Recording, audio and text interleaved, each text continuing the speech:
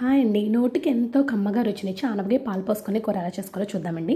ముందుగా ఆనపకాయని తొక్క తీసుకొని చిన్న చిన్న ముక్కలుగా కట్ చేసుకోవాలండి. బాగా కడుక్కొని చిన్న చిన్న ముక్కలుగా కట్ చేసుకుని ఒక గిన్నెలో వేసుకుని పక్కన పెట్టుకోండి.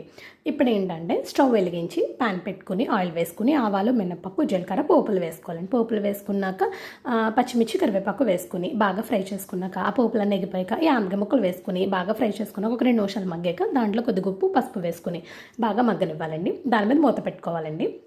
మూత పెట్టుకుని ఇప్పుడు గిన్నె తీసుకొని దాంట్లో 3 స్పూన్లు వరిపిండి, అలాగే కొన్ని కాచి చల్లార్చిన పాలు తీసుకుని దాంట్లో లంప్స్ లేకుండా బాగా కలుపుకోవాలండి.